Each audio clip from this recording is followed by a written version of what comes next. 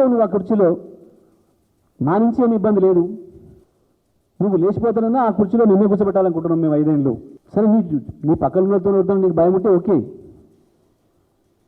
Sir దాని కొరకే చేసుకుంటున్నట్టున్నా phone tapping, ఈ మంత్రుల ఫోన్ ట్యాపింగ్ చేసుకుంటున్నాం అని చెప్పి ఏడుస్తున్నారు. ఒక మంత్రి అయితే గడగడ ఉడుకుతున్నాడట పాపం, ఆయన నోట మాటే వస్తలేదట చెప్పుకుంటప్పుడు కూడా, ఎక్కెక్కి పడి ఏడుస్తున్నాడు విలేకరులు కలిస్తే. జైపాల్ రెడ్డి గారి ఆత్మ కూడా ఆత్మహత్య చేసుకుంటుంది.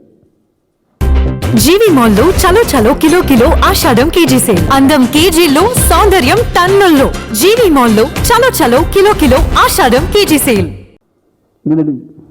రేవంత్ రెడ్డి మాటలు వింటే సోకాల్ ఎలుగుబంటి జగదీశ్వర్ రెడ్డి ఈయన చాలా విషయాలు చెప్తుండు. ఏమని?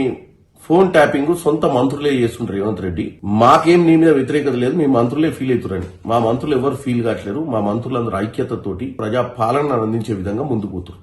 ఇంకో విషయం ఏమంటుండు, జైపాల్ రెడ్డి గారు ఈ రోజు బతుకుంటే ఆత్మహత్య చేసుకుంటాడట రేవంత్ రెడ్డి గారిని చూసి, రేవంత్ రెడ్డి గారి మాటల్ని చూసి. జైపాల్ రెడ్డి గారు ఈ రోజు బతుకుండడం కాదు, ఈ రోజు చనిపోయి కూడా పైనుంచి చూసి ఆయన ఆత్మ శాంతి ఇస్తుంది. ఎందుకంటే నా అల్లుడు నా కోసం నక్లెస్ రోడ్ దగ్గర పివి నరసింహారావు గారి పక్కన నాకు సమాధి కట్టించే ప్రయత్నం చేసిరు.